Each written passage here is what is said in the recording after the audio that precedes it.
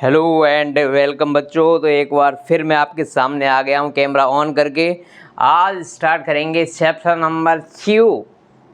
Number 2 according to my view, but actually it is chapter number 3 because first chapter is physical word that also I have taught. So basically according to NCERT this is chapter number 3 first and second I have already taught to you. So today I am going to start chapter number 3 and the name of that is, so basically we are going to start the kinematics.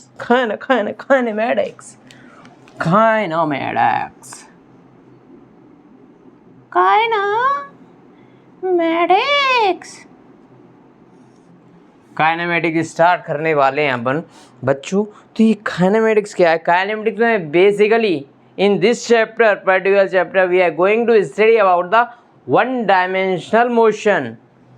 Kinematics के अंदर भी अपन one dimensional motion start करने वाले हैं। One dimensional का मतलब हो गया, सबसे पहले काइनेमेटिक्स का मतलब समझते हैं, वन डायमेंशनल का बाद में समझ लें। काइनेमेटिक्स बच्चों होता है स्टडी ऑफ मोशन। काइनेमेटिक्स क्या है? Study of motion without discussing the cause of motion.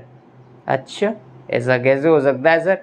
Yes, जैसे कि पापा जी ने लगा दिए थप्पड़ आप में 10, तो आपको पता है कि मोशन हुआ है, थप्पड़ पड़े हैं, लेकिन you can not know the cause. लेकिन आपको कॉज पता करने की जरूरत नहीं। आप पापा से ये नहीं पूछोगे पापा क्यों लगाया आपने थप्पड़। No reason, you will not ask any reason, no cause, कोई भी कॉज पता नहीं चलेगा, बस लग गए तो लग गए। पापा जी का मूड खराब था, उन्होंने लगा दी तो लगा दिए, बात ख़त्म। समझ गए ना? बस यही मान के चलो, यही काइनेमेटिक्स है जिसमें आप में पापा से थप्पड़ पड़े। आप में मोशन तो है, मोशन के सारे पैरामीटर्स भी आएंगे कि कितनी वेलोसिटी से थप्पड़ पड़ा, ठीक है, कितनी डिस्टेंस दूर से हाथ आया था मेरे पास, ये सारी चीज़ें पता चलेंगी। लेकिन आपको कॉज पता नहीं चलेगा ना। आप पूछ सकते हो कॉज कि पापा जी रीज़न क्या था, ये कॉज नहीं पूछ पाओगे आप, ठीक है, समझ गए ना? तो काइनेमेटिक्स क्या है? Basically study of motion. Study of motion, it is the branch of physics in which we study about the motion and various parameters of motion. Motion के अंदर जो जो पैरामीटर्स इन्वॉल्व हैं वो सारे स्टडी करेंगे, लेकिन without knowing the cause. Cause की स्टडी नहीं करेंगे। कॉज अपन जान सकते या नहीं जान सकते वो अलग बात है, वो बाद में देखेंगे। कॉज भी जान सकते हैं। कॉज क्या होता है? मोशन के पीछे क्या कॉज होता है? कोई फोर्स होगा जिसकी वजह से मोशन हो रहा होगा, लेकिन अपन उस पर नहीं जाएंगे, फोर्स तक नहीं जाएंगे इस चैप्टर में। सिर्फ मोशन की स्टडी करेंगे, उसका कॉज क्या था, कॉज के बारे में स्टडी नहीं करेंगे, ठीक है। ये स्टडी ऑफ मोशन विदाउट, ये स्टेटमेंट थोड़ी सी गलत है। Study of motion without any cause, ऐसा मोशन जिसमें कोई कॉज नहीं है उसकी स्टडी करेंगे? नहीं, कॉज तो होगा ही होगा, उस मोशन का कॉज तो होगा ही होगा, लेकिन we will study about the motion only, will not study about the cause. इस स्टेटमेंट का ये मतलब है कि अपन कॉज की स्टडी नहीं करने वाले, सिर्फ और सिर्फ मोशन की स्टडी करने वाले हैं। तो ये बात समझ आ गई काइनेमेटिक्स में क्या होता है। बेसिकली काइनेमेटिक्स में क्या होता है कि जो मोशन होती है उसके अंदर जो भी मैथमेटिक्स इन्वॉल्व है, उसके अंदर जो भी चीज़ें इन्वॉल्व है, जैसे कि वेलोसिटी, डिस्टेंस, डिस्प्लेसमेंट, एक्सेलरेशन, ये सारी चीज़ें जो भी इन्वॉल्व हैं उनकी स्टडी करेंगे बच्चों। तो ये बात आपको समझ आ गई काइनेमेटिक्स क्या है। अब जो इस चैप्टर में अभी पढ़ने वाले हैं वो पढ़ेंगे 1D मोशन। 1D का मतलब क्या हुआ? मतलब ये मोशन होगा किसी एक पर्टिकुलर डायरेक्शन में होगा, तो बेसिकली ये मोशन अपने लिए या तो होगा वो हॉरिजॉन्टल लाइन के अलोंग, हॉरिजॉन्टल मतलब एक लाइन में, वन डायमेंशनल तभी तो होगा ना, सिर्फ एक लाइन में मोशन हो ना, तो मतलब इधर जा रहा है तो इधर नहीं जाएगा, ठीक है। या फिर ऐसा हो सकता है ऊपर से नीचे या नीचे से ऊपर मोशन हो, मतलब एक वर्टिकल मोशन हो सकता है, बिल्कुल हो सकता है। वन डायमेंशनल हुआ ना, ये भी एक डायमेंशन में चल रहा है ना, सिर्फ वर्टिकल डायमेंशन में, ओके, सिर्फ वाई एक्सिस के अलोंग चल रहा है ना वर्टिकल डायरेक्शन में, तो ये हो जाएगा 1D लेकिन वर्टिकल मोशन। और यदि हॉरिजॉन्टल लाइन के अलोंग चल रहा है, हॉरिजॉन्टल लाइन के अंदर वन डायमेंशन में चल रहा है, तो हॉरिजॉन्टल वन डायमेंशन मोशन की। आप बात समझ गए बच्चों? क्या ये बात समझ आ गई कि जो वन डायमेंशन मोशन है अभी जो अपन पढ़ने वाले हैं वो दो टाइप्स का पढ़ने वाले हैं, एक तो हॉरिजॉन्टल और एक वर्टिकल। अब हॉरिजॉन्टल वर्टिकल को डिफाइन करने के लिए आपको एक्सिस का पता होना चाहिए, क्या एक्सिस होती हैं। तो बच्चों प्यार से सुनिएगा, ये अपन एक्स वाई कोऑर्डिनेट बनाते हैं, ये एक्स है, ये वाई है। यदि वाई के अलोंग मोशन हो रहा है, जैसे कि यदि आपने कोई यहाँ से पत्थर फेंका, मैं इसको फेंक दूँ क्या? नहीं, टूट जाएगा, ये टूट जाएगा। चलो इसको फेंक देता हूँ। ये मैंने ऊपर से फेंका, नीचे सीधा गया वर्टिकल, नीचे की साइड। ये वन डायमेंशनल वर्टिकल मोशन। अब वो मुझे मिल भी नहीं रहा है, अब मुझे वो मिल भी नहीं रहा। मिल गया, ये मिल गया, ये मैंने ऊपर रख दिया इसको, ठीक है। ये वर्टिकल मोशन। यदि मोशन ऐसे हुआ तो हॉरिजॉन्टल लाइन के अकॉर्डिंग अलोंग मोशन है, तो ये हॉरिजॉन्टल वन डायमेंशन, लेकिन वन डायमेंशन में होना चाहिए। वन डायमेंशन में एक ही डायमेंशन में चलना चाहिए। यदि एक्स में चल रहा है तो एक्स में, वाई में चल रहा है तो वाई में। अपन इन दोनों की स्टडी करने वाले हैं। लेकिन यदि कोई मोशन ऐसे भी होता है, सिर्फ जेड एक्सिस के अलोंग, सिर्फ इधर चल रहा होता है इस बोर्ड के परपेंडिकुलर, तो भी एक ही डायमेंशन इसकी। लेकिन अपन स्टडी करने वाले हैं एक्स और वाई में, ज़्यादातर मोशन की स्टडी करने वाले हैं। बात समझ गए बच्चों? तो ये आपको समझ में आई बात। इसको क्या बोलते हैं? और लीनियर मोशन। लीनियर मतलब एक लाइन के अलोंग हो रहा है ये मोशन। किधर हो रहा है? एक लाइन के अलोंग, इसलिए इसका नाम है लीनियर मोशन। वन डायमेंशन क्यों नाम है ये आपको पता चल गया, ठीक है। मोशन इस चैप्टर के अंदर 1D पढ़ने वाले हैं, लेकिन 2D मोशन हो सकता है। कब मोशन होगा? जब कोई पार्टिकल ऐसे चल रहा हो, तो ये एक्स में भी आगे बढ़ रहा है, वाई में भी आगे बढ़ रहा है, एक्स में भी आगे बढ़ रहा है, वाई में भी आगे बढ़ रहा है, एक्स में भी बढ़ रहा है, वाई में भी बढ़ रहा है। समझ गए ना? एक्स में वाई में दोनों, तो 2D मोशन।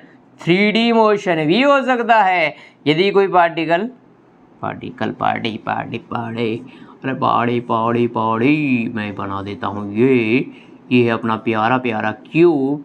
यदि कोई पार्टिकल यहाँ से स्टार्ट हुआ तो मैं इसको 0 0 0 मान लेता हूँ, तो ये एक्स एक्सिस हो जाएगी, ये वाई हो जाएगी, और ये हो जाएगी जेड। पीछे की साइड जा रही है तो नेगेटिव जेड मान लूँगा, माइनस जेड। पीछे की साइड ये जो लाइन है ये माइनस जेड वाली हो जाएगी। यदि इधर होती तो जेड मान लेता, तो पीछे की साइड जेड। अब कोई पार्टिकल ने यहाँ से स्टार्ट किया, तो यदि ये सिर्फ इस लाइन के अलोंग चल रहा होता था तो उसको बोल देते one dimension motion, horizontal motion, ठीक है। यदि सिर्फ इस लाइन के अलोंग चलता तो ये वन डायमेंशनल, वाई डायरेक्शन में तो वन डायमेंशन वर्टिकल मोशन। लेकिन इसने क्या किया, ये चला इधर, इधर से इधर, और मतलब ये इधर से इधर, इधर से इधर चल गया। फिर यहाँ से भी ये चुपचाप नहीं बैठा, इधर से भी यहाँ पहुँच गया, तो ये पहुँचा इस जगह पे, ये इस जगह पे पहुँचा, ठीक है। इसके कोऑर्डिनेट क्या मान लूँ मैं? X comma y comma minus z, ये कोऑर्डिनेट है। तो इस जगह से यहाँ तक पहुँचा बच्चों। इसने 3 डायमेंशन मोशन किया। एक्स में भी चला तभी इसका कोऑर्डिनेट एक्स आया, वाई में भी चला वाई का कोऑर्डिनेट भी आ गया, और जेड में भी चला माइनस जेड के अलोंग, तो जेड में भी कोऑर्डिनेट आ गया। तो ये 3D मोशन हो गया, इसका 3 डायमेंशनल मोशन हो गया। बात समझ गए ना बच्चों? तो मोशन किसी भी तरह का हो सकता है, लेकिन ये मोशन लूज नहीं हो जाना चाहिए, नहीं तो क्या हो जाएगा, मैं डूब जाऊँ तेरी आंखों के ओशन में, स्लो मोशन में। लूज मोशन नहीं हो जाना चाहिए, मोशन लूज नहीं होना चाहिए, ठीक है। बात समझ गए? काइनेमेटिक्स के अंदर अभी मैं एक अच्छा सा मार्कर ले लूँ, ये वाला चल रहा है कि नहीं? क्या क्या पैरामीटर्स होते हैं? व्हाट पैरामीटर्स आप लिख सकते हो, मैं तो लिख रहा हूँ what will we study in this 6 फटर। अपन इस 6 फटर के अंदर, अरे कहाँ चला गया रे तू? दुनिया छोड़ गया ये, आज इसने दुनिया छोड़ दी है, इसको अलविदा कहना पड़ेगा, कभी अलविदा ना। समझ गए? What will we study in this chapter. अपन इस चैप्टर में क्या क्या पढ़ने वाले हैं? सबसे पहले डिस्टेंस, फिर displace MANET, third distance displacement, फिर डिस्टेंस वर्सेस डिस्प्लेसमेंट। इन दोनों में क्या रिलेशन है, क्या चक्कर है, क्या है ये, आपस में इनकी क्या केमिस्ट्री है। Distance displacement, distance versus displacement वो इनके साथ ही पढ़ लेंगे, लेकिन अपने को इनका कंपैरिजन भी पढ़ना है। फोर्थ है स्पीड, फिफ्थ है वेलोसिटी, सिक्स है बच्चों स्पीड वर्सेस वेलोसिटी। स्पीड और वेलोसिटी में क्या रिलेशन है, स्पीड वर्सेस वेलोसिटी। सेवंथ पढ़ेंगे अपन एक्सीलरेशन, एक्सीलरेशन और डीएक्सीलरेशन। एक्सीलरेशन और डीएक्सीलरेशन दोनों में से कुछ भी पढ़ सकते हैं, दोनों पढ़ेंगे, एक्सीलरेशन डीएक्सीलरेशन पढ़ेंगे, ठीक है। ये बात समझ आ गई आपको। फिर है नाइन्थ, जिसका नाम है ज़रक। ज़रक अपन नहीं पढ़ेंगे, मैं आपको बस थोड़ा सा बताऊंगा कि ज़रक क्या होता है, इसके आगे आपको नहीं जाना है कि आगे क्या है क्या नहीं है, ज़रक के बारे में बातें नहीं करेंगे। तो ये सारी चीज़ें अपन इसके अंदर चैप्टर के अंदर पढ़ने वाले हैं, तो आप ये नोट डाउन कर लेना बच्चों। एक बार मैं आपको बता दूं, मैं आपको जो भी चाहिए यहाँ पे पढ़ाऊँ, आप प्रॉपर नोट्स बनाना, उसके नहीं बनाना ही है आपको नोट्स को। तो क्यों बनाना है, क्योंकि बच्चों अभी मैं पढ़ा रहा हूँ, आपको पता चल जाएगा, चीज़ें याद हैं कि हाँ ये चीज़ ने पढ़ा दी। लेकिन बच्चे जब आप रिवीजन करोगे तो सब गोलमाल है भाई, सब गोलमाल है, सब गोलमाल हो जाएगा। इसीलिए मैं आपको कहूँगा कि आप नोट्स बनाते चलें और इन नोट्स को आगे चल के शॉर्ट नोट्स की फॉर्म में भी बदलते चलें। फर्स्ट चैप्टर कंप्लीट हो चुका है तो उसके शॉर्ट नोट्स भी बना लेना। तो what will come inside the short notes. Short notes के अंदर बेसिकली क्या आएगा मैं आपको बता दूं, थोड़ा हल्का आइडिया दे दूं। सबसे पहले आएगा चैप्टर का नेम, कौन सा चैप्टर उसका नेम क्या है। फिर अंदर जाओगे, इंपॉर्टेंट कॉन्सेप्ट है क्या, सिर्फ आधी लाइन में, एक लाइन भी नहीं, आधी लाइन में कॉन्सेप्ट लिखोगे, आधी लाइन में कॉन्सेप्ट लिखोगे। और फिर कोई फॉर्मूले लिखते जाओगे, जो भी फॉर्मूले उसके अंदर हैं चैप्टर के अंदर वो सारे फॉर्मूले लिखोगे आप। इम्पोर्टेंट वगैरह से ध्यान नहीं दोगे आप, सारे फॉर्मूले सारे लिखोगे, एक पेज पे आ जाएंगे सारे फॉर्मूले। इतने ज़्यादा नहीं होते किसी चैप्टर में, आगे इलेक्ट्रिसिटी वगैरह में ज़्यादा फॉर्मूले आएंगे तब 2-3 पेज में आ जाएंगे, लेकिन फॉर्मूले अभी सारे लिखने ही हैं आपको, सारे लिखने ही हैं, नो कॉम्प्रोमाइज़, ठीक है। कॉन्सेप्ट आप छोटे छोटे लिख लो, छोटे छोटे। तो हर चैप्टर के जो इतना बड़ा चैप्टर है वो इतने में आ जाएगा, गागर में सागर समा जाएगा। जो सागर को लाके एक गागर में भरना है उसी को बोलते हैं शॉर्ट नोट्स। बात समझ गए। बड़ी बड़ी नोट्सों को छोटे छोटे नोट्सों में बदलना ही अपना एक कारनामा हो जाएगा। तो बात समझ गए आप कि आपको शॉर्ट नोट्स कैसे बनाने और अपन अभी क्या क्या पढ़ने वाले हैं इसके अंदर, ये मैंने आपको बता दिया। तो चलो क्यों ना बात स्टार्ट कर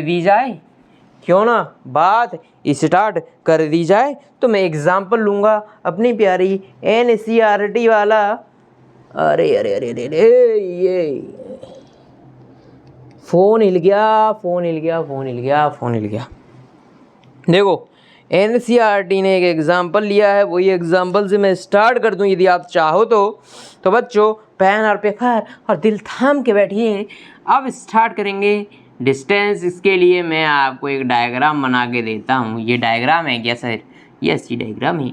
यहाँ पर ये है x एक्सिस, ये मैं y बना दूँ तभी आपको सब। तो इस पॉइंट के कोऑर्डिनेट 0 0 हो जाएंगे। एक पार्टिकल मूव कर रहा है इस डायरेक्शन में, पॉजिटिव x डायरेक्शन में, और ये चल गया यहाँ तक 20 मीटर, फिर यहाँ तक चला 40 मीटर, यहाँ तक चला 60 मीटर, फिर यहाँ तक चला 80 मीटर, और ये 100 तक पहुँचा देता हूँ मैं इसको, ठीक है। नेगेटिव डायरेक्शन में यदि उसको चलना है तो ये हो जाएगा -20, -40, -50, -80 एंड -100। ये बात समझ गए। तो x एक्सिस के अलोंग चल रहा है, क्या मोशन 1D है, 1 डायमेंशनल मोशन है, यस है। हॉरिजॉन्टल चल रहा है तो हॉरिजॉन्टल 1 डायमेंशन मोशन है, बिल्कुल है सर, बिल्कुल है, no doubt, we don't have any doubt, yes okay. तो देखो ये पार्टिकल है, पार्टिकल कौन है? पार्टिकल कोई भी है, मैं हूँ, तुम हो, कोई भी है।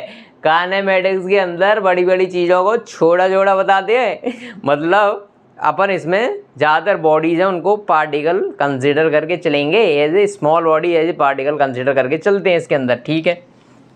अच्छा, किस बॉडी को पार्टिकल कंसीडर करते हैं, इसके बारे में एनसीईआरटी का ख्याल है। यदि आप जो डिस्टेंस कवर कर रहे हो, जो डिस्प्लेसमेंट कवर कर रहे हो, उसके कंपैरिजन में यदि आपका ऑब्जेक्ट काफ़ी छोटा है तो आप उसको as a small particle consider कर सकते हो। इसमें किसी भी तरह की कोई बुराई नहीं है, कोई बुराई नहीं है। समझ गए? जैसे आप चल रहे हो किसी डिस्टेंस पे तो आप अपने आप को पार्टिकल कंसीडर कर लो, क्योंकि जो डिस्टेंस आप ट्रेवल कर रहे हो as compare to you that is very large. जो आप डिस्टेंस कवर कर रहे हो वो ज़्यादा बड़ी है एज कम्पेयर टू यू। अच्छा सर, मेरे कंपेरिजन में कैसे बड़ी हो जाएगी? मेरी तो एक पर्टिकुलर हाइट है ना, तो मतलब मेरी हाइट से कंपेरिजन होगा क्या? बच्चों, क्या आप अपनी हाइट के अलॉन्ग चल रहे हो क्या? ऐसे लेट के चल रहे हो क्या? ऐसे लेट के कवर कर रहे हो क्या? आप कितनी डिस्टेंस कवर कर रहे हो एक बार में? सिर्फ इतने फुट के बराबर इतनी कवर कर रहे हो ना। तो उसके कंपेरिजन में यदि आप जो डिस्टेंस देखो, जो आप एक्चुअली में कवर कर रहे हो, उस डिस्टेंस से काफ़ी ज़्यादा है। समझ रहे हो? यहाँ पर ऑब्जेक्ट की हाइट से मतलब नहीं है बच्चों, जो डिस्टेंस वो कवर कर रहा है वो तो एक पैर से इतनी कवर कर रहा है ना, थोड़ी सी डिस्टेंस कवर कर रहा है, थोड़ी सी।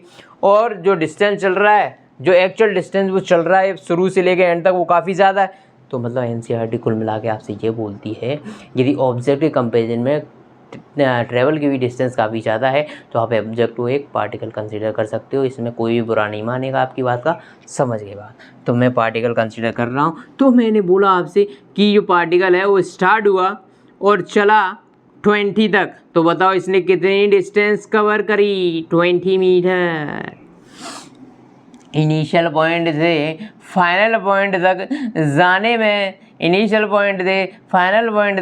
जाने में उसने जितना भी रास्ता तय किया वो ही उसकी डिस्टेंस है। जहाँ से जैसे जाके आया, सारी चीज़ों को मिला दोगे तो वो डिस्टेंस है। समझ गए डिस्टेंस? तो ये 20 मीटर हो गई। फिर इसने क्या किया बच्चों? ये खेल गया खेल। ये गया पहले 80 तक गया अपना पार्टिकल, ठीक है। फिर ये लौट के आया, इसको याद आ गई अपने घर की, मैं नहीं जा पाऊँगा। इसको पापा ने भेजा, बेटा जा तैयारी कर ले तू, अब तू तैयारी कर ले। तो ये चला भी गया रास्ते में, जिस भी शहर में आप जाना चाहते हो तैयारी करके। For example, you are going to Jaipur, आप जयपुर गए, अजमेर से गए, चलो मान लेता हूँ अजमेर से जयपुर जा रहे हो, आप गए ट्रेन में बैठ गए, ठीक है। फिर आपको रोना आ गया और आपने फुलेरा जंक्शन से वापस मोड़ ले लिया। तो फुलेरा जंक्शन, ये जयपुर यहाँ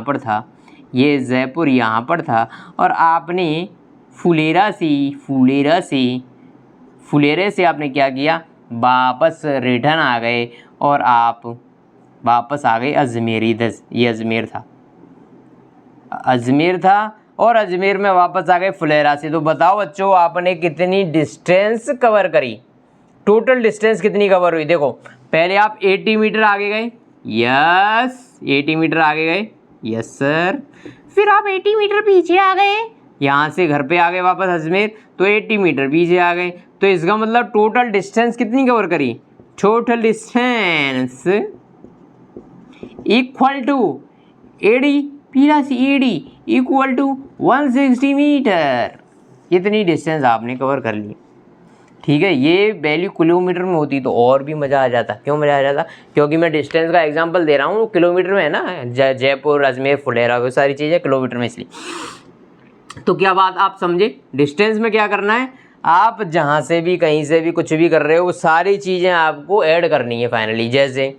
जैसे घर से निकलते कुछ दूर चलते ही रास्ते में है उसका घर, है, आप ऐसे चले, फिर ऐसे वाई एक्सिस पे मुड़ गए। तो यहाँ से आपने जो डिस्टेंस चले आप, वो थी 80, और ये जो डिस्टेंस है वो है 60। मैं आपसे पूछ लूँ, ये पॉइंट नंबर ए है, पॉइंट नंबर बी है। पॉइंट नंबर ए से पॉइंट नंबर बी तक जाने में आपने कितनी डिस्टेंस कवर करी? तो आपको पाथ पता होना चाहिए। मैंने सिर्फ ये बोल दिया पॉइंट नंबर ए से पॉइंट नंबर बी तक जाने में कितनी डिस्टेंस कवर करी, तो आप मुझसे डायरेक्टली क्वेश्चन पूछोगे कि सर किस पाथ के अलॉन्ग गए हो आप? सर आप किस पाथ के अलॉन्ग गए हो, तो मैं बोल दूंगा बच्चों कि मैं पहले इधर चला, इधर ईस्ट में चला 80, फिर चला गया नॉर्थ में 60, तब आप बता पाओगे yes sir we have covered this distance 80 plus 60। ठीक है, ये मीटर में तो मीटर, किलोमीटर में तो किलोमीटर। ठीक है, बात समझ गए, टोटल डिस्टेंस ये हो गई। लेकिन मैं आपसे बोल देता कि एक रास्ता ऐसा गया हुआ है, ऐसे करके ऐसे करके ऐसे करके ऐसे करके ऐसे करके ऐसे गया हुआ है, ऐसे, ये पॉइंट नंबर सी मान लो। तो यहाँ से ए से सी की जो डिस्टेंस है वो मैं आपको बता दूँ आपकी सहूलियत के लिए, मैं बताता चलूँ कि ये वाली डिस्टेंस है 65 और ये जो बची हुई डिस्टेंस है वो है 29। अब मैं आपसे पूछ लूँ कि आप ए से बी तक जाने में आपने कितनी डिस्टेंस कवर करी। आप मुझसे क्या पूछोगे, सर पाथ बताओ। तो मैंने इस बार आपको पाथ बताया कि आप ए से सी गए और सी से बी गए इस पाथ के अलावा, तो आपको ये वाली डिस्टेंस ऐड करनी पड़ेगी 65 ए से सी तक प्लस 29। ठीक है, ये बात समझ गए। 94 आई इस बार 94 मीटर आपने कवर करी। तो जब भी आपसे कोई डिस्टेंस पूछ ले आपको पाथ पता करना है, और पाथ पता करने के बाद कुछ नहीं, जो भी पाथ की लेंथ है उसको डायरेक्टली ऐड कर दो, आपको मिल जाएगी डिस्टेंस। क्या बच्चों आपको मेरी आंखों में चमक दिख रही है ना, जो आपको मेरी आंखों में चमक दिख रही है ना वही आपकी आंखों में चमक होनी चाहिए। यही एक चमक है जिसकी वजह से आप डिसाइड कर सकते हो कि yes we are able to study well. बच्चों मेरी आंखों में जो चमक है, मैंने अभी लाइट लगाई यहाँ पर 2-3 दिन पहले, उसके चमक आती है गोल गोल ऐसे घूमते रहते हैं ना, वो लाइट अभी लगाई है मैंने, क्योंकि इस रूम में काफ़ी अंधेरा था और मैंने सोचा कि बोर्ड पे मैं लिखता हूँ बच्चों को दिखता भी है कि नहीं दिखता, तो मैं लाया एक लाइट आपके लिए और मैंने वो आपके सामने लगा दी। आपके सामने नहीं लगाई, इधर लगा दी, सामने लगाता तो फिर आपको मैं नहीं दिखता, लाइट ही लाइट दिखती, मैंने साइड में लगा दी और इस बोर्ड पे मैंने उसको थोड़ा सा फोकस उसका डाल दिया ताकि ये आपको चीज़ें क्लियर दिख पाएँ, यही उस लाइट का एम है। क्या उसका एम फुलफिल हो रहा है या नहीं, ये तो आप ही बता सकते हो बच्चों। तो आपको क्या डिस्टेंस समझ में आई बच्चों?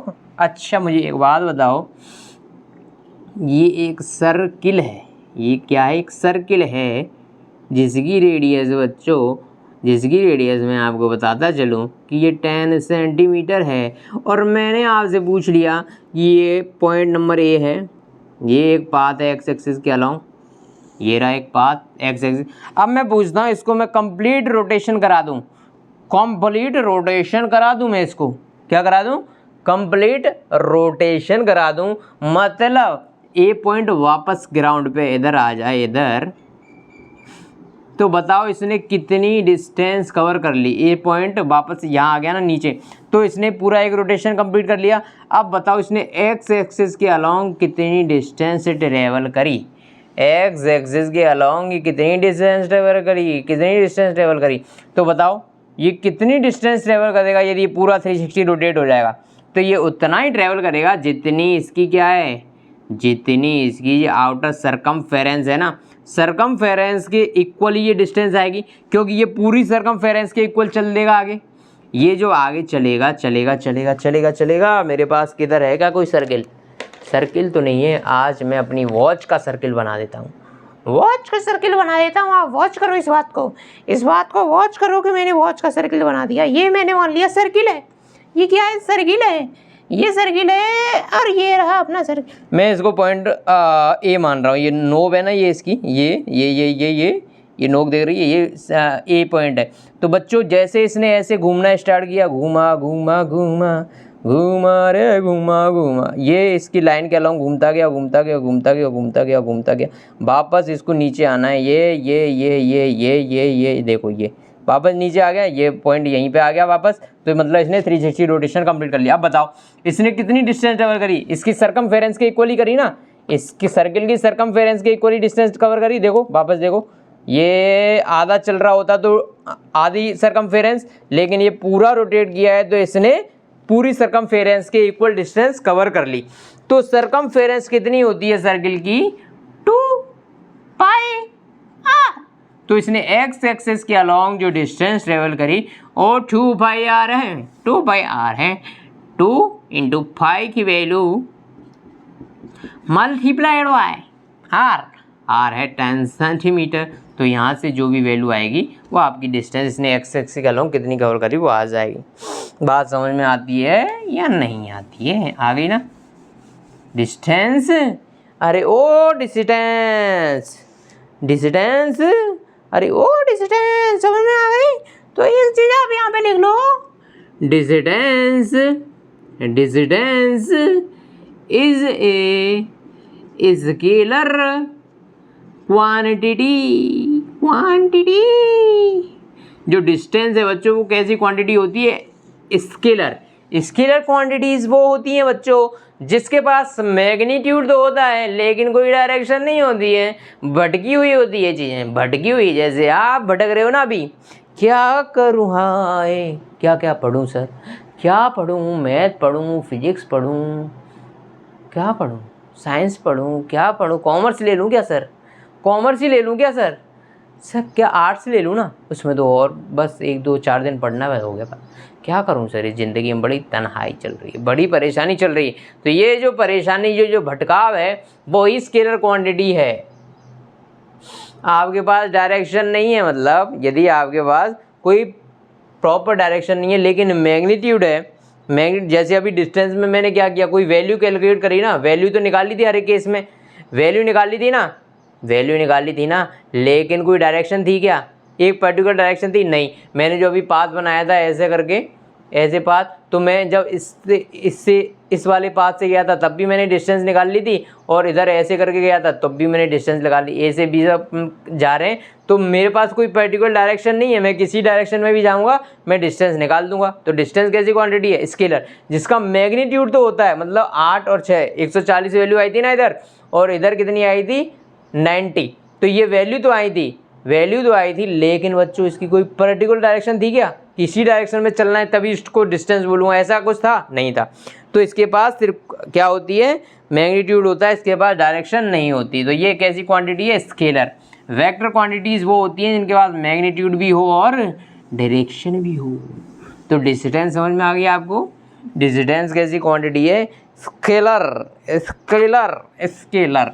जैसे मैं एक एग्जांपल लूँ, आप ए से बी, ये रहा आपका ए से बी तक आप चले, तो आप ए से बी तक, अरे ए से बी तक आप सीधे ऐसे करके जा सकते हो, ए से भी ऐसे घूम के भी जा सकते हो, ए से भी ऐसे ऐसे करके घूम के भी जा सकते हो, ए से भी और घूमते हुए जा सकते हो, ऐसे करके जा सकते हो। ठीक है, ठीक है। तो आप इस वाले पाथ से चलोगे तो कुछ अलग डिस्टेंस आएगी, वो आपको ऐड करनी पड़ेगी। इस वाले पाथ से चलोगे तो कुछ अलग डिस्टेंस आएगी, इस वाले पाथ से चलोगे तो कुछ और डिस्टेंस आएगी, और ऐसे भी ऐसे डायरेक्टली चले जाओगे तो कुछ और डिस्टेंस आएगी बच्चों। तो ये सारी डिस्टेंस क्या होंगी? ये सारी डिस्टेंस होंगी, उनको आप ऐड कर दो वो फाइनल वैल्यू आ जाएगी। मतलब डिस्टेंस की कोई डायरेक्शन नहीं है, ऐसा नहीं है कि एक पर्टिकुलर डायरेक्शन हो उसमें ही चलना है आपको तब उसको डिस्टेंस बोलेंगे। आप किसी भी पाथ से चले जाओ डिस्टेंस ही बोलेंगे, और आपको टोटल पाथ लेंथ कैलकुलेट करनी है, उसको ऐड कर देना है, और वो ही बस अपनी डिस्टेंस हो जाएगी। मतलब जितनी पाथ लेंथ है उसको, जो भी पाथ लेंथ, जैसे यहाँ से यहाँ तक का पाथ कैलकुलेट कर लिया, यहाँ से यहाँ तक, ये आप ऐड कर दो फाइनली, मतलब यहाँ से ए से बी तक जिस भी पाथ के अलॉन्ग गए हो वो पूरी अपनी डिस्टेंस हो जाएगी। बात समझ गए? बात समझ गए? अब डिस्प्लेसमेंट क्या होता है? डिस्प्लेसमेंट क्या होता है? ए से बी जाने की शॉर्टेस्ट डिस्टेंस, किसी एक पॉइंट से दूसरे पॉइंट तक जाने के लिए जो शॉर्टेस्ट डिस्टेंस आपको कवर करनी है वो होता है डिस्प्लेसमेंट। डिस्प्लेसमेंट एक वेक्टर क्वांटिटी है, तो इसकी डायरेक्शन भी होगी, इसकी डायरेक्शन भी होगी। इसीलिए आपको बताना पड़ेगा कि आप ए से बी जाना चाहते हो। आपने बता दिया कि मुझे पॉइंट नंबर ए से पॉइंट नंबर बी तक जाना है। तो आपने क्या किया? आप शॉर्टेस्ट डिस्टेंस देखोगे, ए से बी की शॉर्टेस्ट डिस्टेंस मेरे हिसाब से तो ये होनी चाहिए एकदम स्ट्रेट लाइन। यदि आप और किसी पाथ से जाओगे तो वो इससे ज़्यादा आएगी, इससे ज़्यादा ही आएगी ना वैल्यू। तो शॉर्टेस्ट डिस्टेंस तो यही हुई, इसको मैं पॉइंट सी मान लूँ एक बीच में, तो ए सी बी यही डिस्टेंस शॉर्टेस्ट है। यही इसका क्या हो जाएगा, डिस्प्लेसमेंट। और इसकी डायरेक्शन क्या होगी, ए से स्टार्ट किया और बी तक पहुंचे तो डायरेक्शन है ए टू बी। ये एरो दिख रहा है ना, A to B, A to B, A to B, A to B इसकी डायरेक्शन है। तो ये हो जाएगा डिस्प्लेसमेंट। ए टू बी यदि आप ऐसे चलते हो स्ट्रेट लाइन के अलॉन्ग और शॉर्टेस्ट डिस्टेंस कवर करते हो, यही हो जाएगी डिस्प्लेसमेंट। ये एक इंटरेस्टिंग फैक्ट मैं आपको यहाँ पे बताता ही चलता हूँ कि देखो, आप किसी भी डिस्टेंस, आप ये बात नोटिस करना, अभी आप किसी भी जगह से दूसरी जगह जा रहे हो, आप अपने शहर से किसी दूसरे शहर जा रहे हो ना, एक बार आप जाना ट्रेन से, एक बार आप जाना बस से, सेम डिस्टेंस ट्रेवल करना ट्रेन से और सेम डिस्टेंस ट्रेवल करना बस से, ठीक है। आप क्या पाओगे कि जो ट्रेन से टाइम लगता है वो जनरली कम होता है एज कंपेयर टू जो बस टाइम लेती है उसके पीछे क्या रीज़न है। आप बोलोगे सर स्पीड का रीज़न है, सर वेलोसिटी का रीज़न है। जो वेलोसिटी होती है वो ट्रेन की ज़्यादा है, बस की कम है, इसीलिए टाइम कम लगता है ट्रेन से, क्योंकि उसकी वेलोसिटी ज़्यादा है। बात आपकी बिल्कुल सही हो सकती है, लेकिन उसके पीछे एक फैक्टर और है। जो ट्रेन की पटरियां हैं बच्चों, वो बहुत पहले बिछ चुकी थी, जब इतनी आबादी नहीं बची हुई थी, तब ट्रेन की पटरियां भी थी, तब थी। और ट्रेन की पटरियां से आप जाओगे लंबी डिस्टेंस ट्रेवल करना, तो आपको पता चलेगा ट्रेन की पटरियां हैं वो काफ़ी जंगलों से बहुत सारे जंगलों से होके भी निकलती हैं, तो ट्रेन की पटरियां बिछाने के टाइम पे ये ध्यान दिया गया कि एक शहर से दूसरे शहर की मिनिमम डिस्टेंस को कवर कर लो, मिनिमम डिस्टेंस के अलॉन्ग चले वो पटरी। यदि वो मिनिमम डिस्टेंस के अलॉन्ग चलेगी बच्चों, मिनिमम डिस्टेंस के अलॉन्ग चलेगी तो टाइम भी कम लगेगा। मतलब अब मैं आपको ये बताना चाहूँगा, क्लियर करना चाहूँगा, जब एक जगह से दूसरी जगह जाने के लिए मुझे डिस्टेंस ही पता करनी, ज़्यादातर डिस्टेंस के अलॉन्ग ही मैं चलता हूँ, तो डिस्प्लेसमेंट की ज़रूरत ही क्या है, क्या ज़रूरत है डिस्प्लेसमेंट निकालने की। तो बच्चों आप समझो इस बात को, ये ज़रूरत है कि आपको यदि पता चल गया कि ए से बी तक मिनिमम डिस्टेंस इतनी हो सकती है, क्योंकि जो मिनिमम डिस्टेंस है ए से बी की वही डिस्प्लेसमेंट है।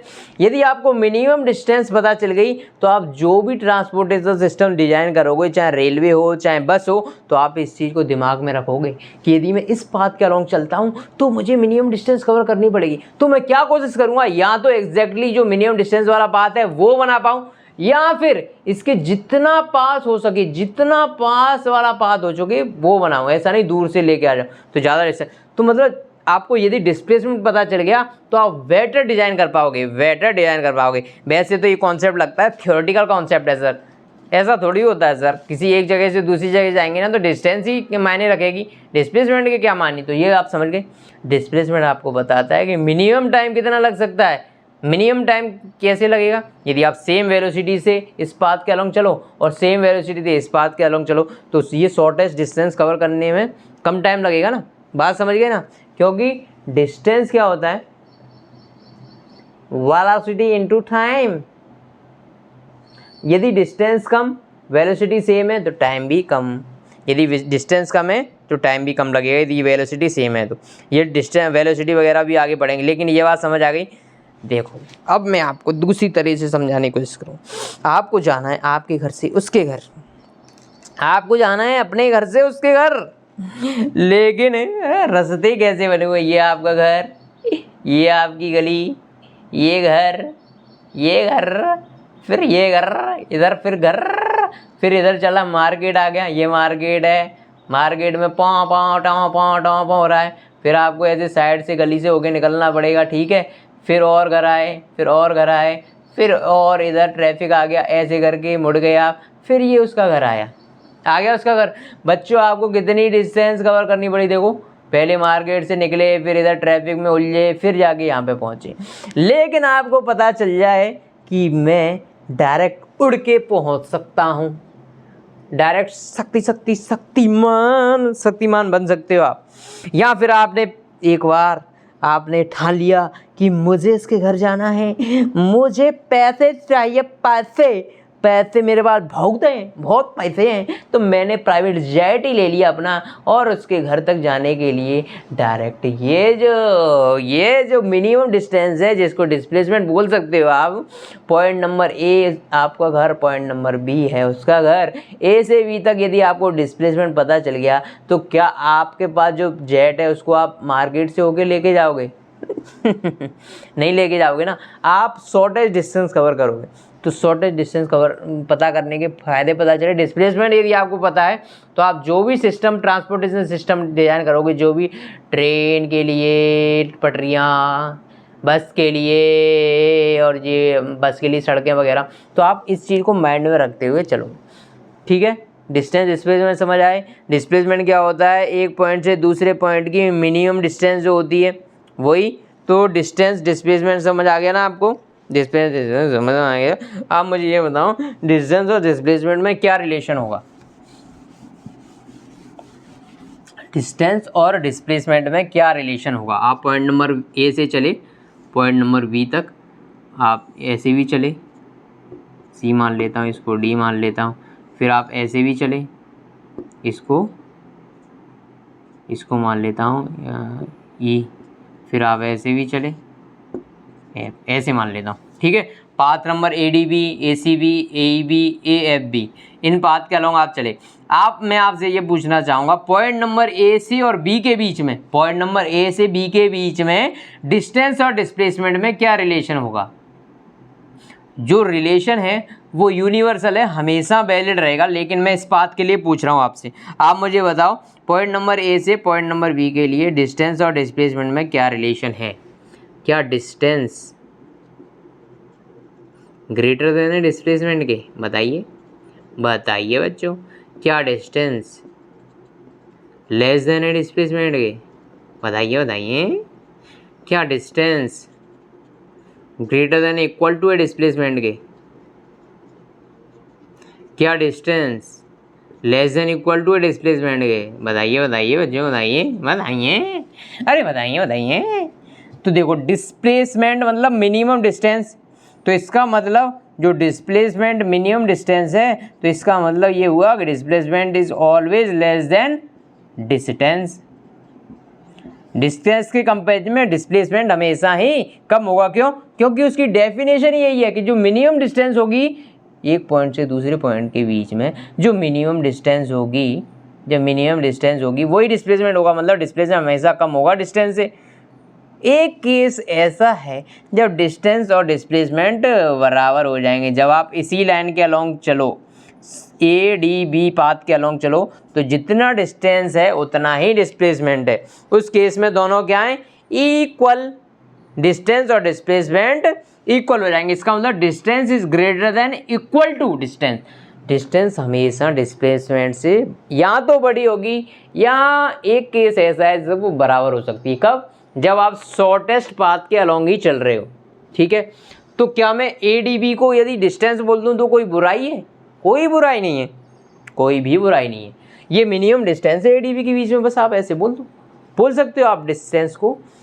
तो क्या मैं आपसे एक बात पूछूं, क्या आपसे कोई पूछ ले आपसे गलती से कि भाई मेरे प्यारे दोस्त, क्या मैं डिस्टेंस को डिस्प्लेसमेंट बोल सकता हूँ? और क्या मैं डिस्प्लेसमेंट को डिस्टेंस बोल सकता हूँ? ये दोनों जब शॉर्टेस्ट पाथ के अलोंग आप चल रहे हो, किसी दो पॉइंट के बीच में शॉर्टेस्ट पाथ के अलोंग चल रहे हो, तब आप डिस्प्लेसमेंट को डिस्टेंस बोल सकते हो, डिस्टेंस को डिस्प्लेसमेंट बोल सकते हो। कब? जब आप शॉर्टेस्ट पाथ के अलोंग चल रहे हो, तो जो इसकी डिस्टेंस है वो इसका डिस्प्लेसमेंट हो गया उस टाइम पर। समझ में आती है या ऊपर से ज़्यादी है? ये बात समझ गए? डिस्टेंस डिस्प्लेसमेंट का अंतर समझ आ गया? I think you are now clear. तो मैं आपसे क्वेश्चन पूछ लेता हूँ। आप चले इस बात के अलोंग, ये है बच्चों, यहाँ से यहाँ तक 80 मीटर था, आप चले यहाँ से यहाँ तक, फिर ये आप लौट के आ गए इसी बात के अलोंग इधर 40 मीटर, 40 चलो आगे आएगा 40, ये आप 40 मीटर लौट के आ गए। ये पॉइंट नंबर A है, पॉइंट नंबर बी है, ये पॉइंट नंबर सी है। तो बताइए ए से लेके सी तक आपने कितनी डिस्टेंस ट्रेवल करी। आपसे मैंने पूछ लिया ए से लेके सी तक आपने कितनी डिस्टेंस ट्रेवल करी। तो ए से सी तक जो आपने डिस्टेंस ट्रेवल करी वो पहले आप 80 इधर गए, 80 इधर गए प्लस 40 पीछे आए, तो आपने कितनी डिस्टेंस ट्रेवल करी 120 मीटर। कोई आपसे पूछ ले कि इस पॉइंट से इस पॉइंट के बीच की डिस्टेंस बताओ, तो आप बता मत देना, पहले उससे ये पूछ लेना भैया पाथ बताओ, भैया पाथ बताओ मुझे कि आप किधर से जा रहे हो। मैं ऐसे नहीं बता पाऊंगा डिस्टेंस। यदि आपसे कोई पूछ लेता कि ए से सी के बीच की डिस्टेंस बताओ, तो आप डायरेक्ट बता देते क्या? यदि आप डायरेक्ट बताते तो ए से सी के बीच की दूरी तो 40 मीटर है बच्चों, क्योंकि 40 ये वाली थी तो 40 ये, तभी तो ए से सी के बीच की दूरी तो कितनी है 40। तो आप डायरेक्ट उसको आंसर दे देते तो आप हो जाते गलत।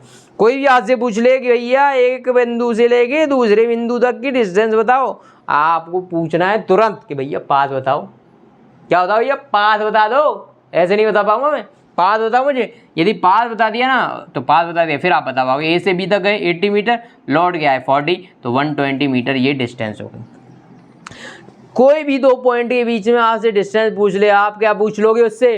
पाथ बताओ sir. Without path we can't decide the distance. लेकिन मजा आएगा। अब आपसे कोई पूछ ले ए से सी तक का डिस्प्लेसमेंट बताओ, ए से सी तक का डिस्प्लेसमेंट बताओ, आपको नहीं पूछना उसका पाथ वाथ कुछ नहीं पूछोगे आप कुछ नहीं पूछोगे। आप डायरेक्टली क्या करोगे? आपने क्या किया, क्या हुआ देना वादा। ए से सी तक यदि आपसे पूछ ले कि ए से सी तक के बीच का डिस्प्लेसमेंट बताओ, आपको कुछ नहीं पता करना, सिर्फ ए से सी के बीच की ये जो लेंथ है ये पता करनी है, ए से सी के बीच की, बस। पाथ से कोई मतलब नहीं है। आप भले ही इधर से पूरे ब्रह्मांड में घूम के, इधर से घूम के, यहाँ से घूम के, कहीं से भी घूम के, कैसे भी घूम के ए से सी पे पहुँचे हो, ऐसे ए से चले, इधर निकले, इधर गए और फाइनली सी पे पहुँचे। फिर आपसे पूछ लिया किसी ने कि भैया ए से सी की डिस्प्लेसमेंट बताओ, आपको कोई मतलब नहीं है इस पाथ से, कोई मतलब नहीं है। आपको ए से सी की मिनिमम जो डिस्टेंस है वो एक लाइन खींचनी है और आपको उस लाइन को लेंथ को कैलकुलेट करना है। तो ए से सी के बीच की जो डिस्टेंस है वो सिर्फ आपको चाहिए, वो है 40 मीटर। वो 40 मीटर, क्योंकि आप 80 गए थे और 40 वापस आ गए थे, तो ये बचा कितना 40। आपको ए से सी के बीच में पूछ लिया डिस्टेंस, तो आप पूछ लोगे पाथ बताओ भैया। पाथ जो भी होगा और सारी पाथ लेंथ को कैलकुलेट करना पड़ेगा। ए से सी तक आने के लिए आप किधर किधर गए, कहाँ कहाँ गए, कैसे कैसे गए, सारी चीज़ें आपको कैलकुलेट करके ऐड करनी पड़ेंगी। जैसे अभी ए से सी तक आए थे तो कैसे गए थे, डिस्टेंस कैसे कवर करी थी, पहले ए से बी गए तो 80 मीटर चले, फिर बी से सी आए तो 40 मीटर फिर चले, तो कितना चल गए 120। लेकिन डिस्प्लेसमेंट में आपको पाथ वाथ की कोई जरूरत नहीं है। ए से सी आप पाथ बनाओगे, ए से सी पाथ आपको बनाना है, जिन दुनिया की परवाह नहीं करनी, पाथ आप बनाओगे। पाथ क्या बनाओगे? जो ए से सी के बीच की शॉर्टेज डिस्टेंस है वही आपका पाथ है। अभी उसके अलाउंग चल जाओ, बस वही डिस्प्लेसमेंट है। ए से सी आपसे डिस्प्लेसमेंट पूछ लिया तो आपको क्या करना है? ए से सी की मिनिमम डिस्टेंस कैलकुलेट कर लेनी है, वही आपका डिस्प्लेसमेंट है। और डिस्टेंस के लिए आपको पाथ पता करना पड़ेगा बच्चों, वो किधर गया, कैसे गया, क्यों गया, कहाँ गया, सारी वैल्यू कैलकुलेट करनी पड़ेंगी। ठीक है। तो डिस्टेंस डिस्प्लेसमेंट की कहानी जो कहानी है आपकी, क्या वो आपको समझ में आती है या ऊपर से जानती है? बात समझ गए? बात समझ में आती है या? एक क्वेश्चन है, प्यार भरा क्वेश्चन है। ये है आपका सुरकिल तो टेढ़ा बन गया, सुरकिल। पहले मैं देख लूँ वीडियो कितनी देर की रिकॉर्ड हो चुकी है, वरना मैं बंद कर देता हूँ। बच्चों 43 minutes I have recorded the 43 minutes video. So now what should I do? I'll take one question, then I'll bind up. The question is very easy, very simple. आपने सर्किल बनाया, ये सर्किल टेढ़ा, कोई बात नहीं, ये सर्किल मान लो, इसको मान लो कि ये सर्किल है। पॉइंट नंबर ए से चले, सर्किल को घुमाते गए, आधा सर्किल चले गए आप। कितना चले गए? आधा सर्किल। बच्चों क्या बताऊं मैं आपको, सर्किल है क्या मेरे पास? ये सर्किल कहाँ गया? ये सर्किल कहाँ गया रे? सर्किल सर्किल है क्या कोई सर्किल? चलो मैं ये मान लेता हूँ कि ये है मेरा सर्किल। ये जो पार्ट है ना आगे वाला, ये तो सर्किल ही है ना, ये तो सर्किल ही है, इसको मैंने सर्किल मान लिया। ठीक है, ये सर्किल, और ये है पॉइंट नंबर ए। जो पॉइंट में बोलना चाह रहा हूँ वो पॉइंट नंबर ए ये रहा। ठीक है, समझ गए? अब मैं क्या कह रहा हूँ, आगे आप घूमते गए घुमाते गए, इसको ऐसे घुमाया और पॉइंट नंबर ए आपने इसको आगे ऐसे घुमाया कि पॉइंट नंबर ए यहाँ पर पहुँच गया। पॉइंट नंबर ए यहाँ पर पहुँच गया, आधा चक्कर चला इसने। यदि ये पूरा चक्कर चल लेता तो ए नीचे आ जाता, जैसा अभी मैंने एग्जांपल लिया था, पर ये आधा चला, आधा ही चला ना, तो मतलब पॉइंट नंबर ए ऊपर आ गया होगा। देखो इसको मैं जैसे ये देखो ये इसको मैंने मार्क कर लिया। ये आपको दिख रहा है? नहीं दिख रहा? चलो इससे मार्क कर लेते हैं, ये तो और नहीं दिखेगा। ब्लैक कहाँ गया? Black have you any ball? ये देखो, ये मैंने ब्लैक मार्क कर लिया इसको, ये दिख रहा है आपको? इसको ब्लैक मार्क कर दिया मैंने। ठीक है, अब मैंने क्या किया, ये मैंने पॉइंट नंबर ए मान लिया, ये पॉइंट नंबर ए है, ये पॉइंट नंबर ए है, देखो इससे टच हो रहा है नीचे। ठीक है, अब मैंने क्या किया, इसको आधा सर्किल घुमा दिया, ये आधा सर्किल घुमा, भी आधा घूम गया। अब देखो पॉइंट नंबर ए कहाँ पे आ गया, देखो ये ऊपर पहुँच गया, ये इधर आ गया, देखो ऊपर आ गया ना, ऊपर। इसका मतलब आधा सर्किल चलने पे पॉइंट नंबर ए ऊपर पहुँच जाएगा। ये सर्किल छोटा बन गया, वो बड़ा बन गया, इसको ही बड़ा बना देता हूँ। ये पॉइंट नंबर ए ऐसा है, ये रहा पॉइंट नंबर ए। ठीक है, अब ये बात समझ गए आप? पॉइंट नंबर ए यदि ये आधा चक्कर चला तो ये ए ऊपर पहुंच जाएगा। अभी पहले ये बताओ, यहाँ से यहाँ तक के बीच की ये डिस्टेंस कितनी होगी?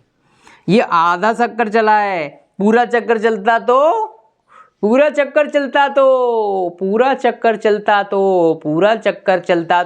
ये हो जाती 2πr। पूरा चक्कर चल देता तो ये वाली डिस्टेंस 2πr हो जाती। जैसा अभी अपन ने देखा था, पॉइंट नंबर ए यहाँ से चला था, वापस वहीं पहुँच गया, तो ये कितनी लेंथ कवर करी उसने? 2πr। लेकिन यदि ये आधा चक्कर चला है तो ये कितना डिस्टेंस कवर करेगा? सर्कमफेरेंस का आधा, मतलब πr। ये वाली डिस्टेंस πr, यदि इसकी रेडियस में r मान लेता हूँ, r, ये भी r हो जाएगी क्योंकि सेम सर्किल है, लेकिन छोटे बड़े दिख रहे हैं यहाँ पर, लेकिन मान के चलो ये बराबर ही है क्योंकि सेम सर्किल ही आगे चल रहा है ना। ये मैंने गलती से छोटा बन गया πr। अब आपसे पूछ लिया पॉइंट नंबर, इस पॉइंट से इस पॉइंट के बीच का डिस्प्लेसमेंट निकालो। डिस्प्लेसमेंट के लिए आपको किसी से पूछना नहीं है आप किस पाथ के अलोंग चले, कुछ नहीं पूछना, आपको डायरेक्ट शॉर्टेज डिस्टेंस निकालनी है उसके बीच की। तो आपको क्या करना है, डायरेक्टली इनको ज्वाइन कर देना। ये ज्वाइन कर दिया आपने, यही पाथ है, यही इसका क्या है, डिस्प्लेसमेंट। इस वाले पॉइंट से इस वाले पॉइंट का डिस्प्लेसमेंट क्या है, ये जो शॉर्टेस्ट पाथ है वो। तो ये कैसे निकालोगे आप? ये वाली डिस्टेंस आपको पता है क्या? ये वाली डिस्टेंस भी आपको पता है क्या? यदि ये आर है तो ये भी आर है, और ये आर है तो ये टोटल डिस्टेंस है 2r। ये 2r है, ये वर्टिकल डिस्टेंस 2r है, ये हॉरिजॉन्टल डिस्टेंस πr है। तो क्या मैं ये निकाल सकता हूँ? जो हाइपोटेनियस होता है वो होता है बेस का स्क्वायर प्लस परपेंडिकुलर का स्क्वायर। तो बेस कितना है इसका? √ऑफ बेस πr का होल स्क्वायर प्लस 2r का होल स्क्वायर। यही इसका आंसर है। मतलब मैं इसको a, इसको b, इसको c मान लेता हूँ। तो इस वाले ट्राइंगल में AB का स्क्वायर इक्वल्स टू AC का स्क्वायर प्लस BC का स्क्वायर। ये पाइथागोरस थ्योरम, मुझे AB ही निकालना था क्योंकि वो ही डिस्प्लेसमेंट है। तो AB इक्वल्स टू क्या हो जाएगा?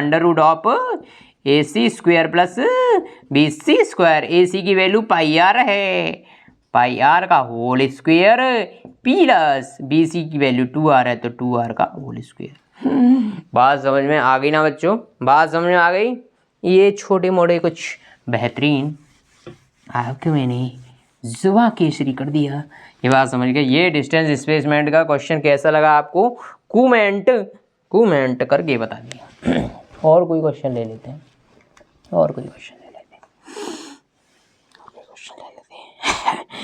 अभी मैंने आपको एक चीज़ बता दी थी कि ये अपन जो पढ़ने वाले हैं वो वन डायमेंशन मोशन है, ठीक है। तो वन डायमेंशन मोशन की क्वेश्चन लूँ। वन डायमेंशन मोशन का क्वेश्चन कुछ इस प्रकार है, आप इस पाथ के अलॉन्ग चले, point number A to point number B, आगे है पॉइंट नंबर सी, आगे है पॉइंट नंबर डी। ए से बी के बीच की जो डिस्टेंस है वो 60 है, बी से सी के बीच की डिस्टेंस है वो 50 है, और यहाँ से यहाँ तक की बीच की डिस्टेंस 40 है। चले, चलते गए। आप ए से पहले गए सी तक, first you will travel from A to C, then आप क्या करा आपने कि फिर आप सी से डी गए, फिर आप डी से बी तक आ गए। आपसे पूछ लिया कि ए से बी तक इस पाथ के अलोंग चलने में कितनी डिस्टेंस ट्रेवल करी, ए से बी तक जाने में कितनी डिस्टेंस। यदि आपने पाथ नहीं पूछा बताने वाले से तो आप बता दोगे ए से बी के बीच की डिस्टेंस कितनी है 60 मीटर, और आप हो जाओगे गलत। कोई ये पूछ ले ए से बी तक मैं गया, लेकिन आपको क्या पूछना है भैया, पाथ बता दो कैसे गए हो आप। तो उसने पाथ बता दिया कि पहले आप ए से सी गए, ए से सी का मतलब 60 + 50, ए से सी का मतलब 60 + 50, ठीक है। फिर आप सी से डी गए, मतलब फिर इसमें 40 और ऐड होगा, सी से डी चले गए 40। फिर आप डी से बी आए, मतलब डी से बी वापस आए, तो डी से बी कितना है 50 + 40, यही हो जाएगा डी से बी, तो ये 50 + 40, तो ये हो जाएगी इसकी डिस्टेंस, ये टोटल डिस्टेंस आएगी। लेकिन आपसे वो पूछ ले ए से बी तक का डिस्प्लेसमेंट बताओ, आपको पाथ वाथ कुछ नहीं पूछना है, आपको डायरेक्ट मिनिमम यहाँ से यहाँ के बीच की जो डिस्टेंस है वो ड्रॉ करनी है, और उसको बता देना भैया 60 मीटर आप गए, 60 मीटर आप गए, ठीक है। दूसरी बात प्यारी बात तो अब स्टार्ट होगी। यदि ए से बी का डिस्प्लेसमेंट पूछ लिया तो आप क्या करो, इसने जैसे जैसे बोला था वैसे वैसे चलते जाओ। पहले ए से बी गए ना 60, फिर बी से सी गए, फिर बी से सी गए। किस डायरेक्शन में चल रहे हो आप, ये डायरेक्ट, इसको ये पॉइंट रेफरेंस पॉइंट है 0 पॉइंट। यहाँ से यदि आप इस साइड चलते हो तो पॉजिटिव, और इस साइड चलते हो तो नेगेटिव। यदि आप इस डायरेक्शन में चलते हो तो ये पॉजिटिव डायरेक्शन है, और यदि आप पीछे की डायरेक्शन में चलते हो तो वो नेगेटिव डायरेक्शन है। ए से बी पहले आप इधर गए, मतलब +60, बी से सी आप आगे गए +50, फिर सी से डी भी आगे डायरेक्शन में चले, सी टू डी इधर, तो वो 40 + 40 ये प्लस। फिर उसने क्या किया, मैं अब दूसरा बात बता रहा हूँ आपको, कि आप ऐसे चले, ए से बी चले, बी से सी चले, सी से डी चले, फिर आप डी से डायरेक्टली बी पर आ गए, अब आपसे डिस्प्लेसमेंट पूछा ए से बी तक का, तो पहले ए से बी चले मतलब +60, बी से सी चले +50, सी से डी चले +40, फिर आप डी से बी चले।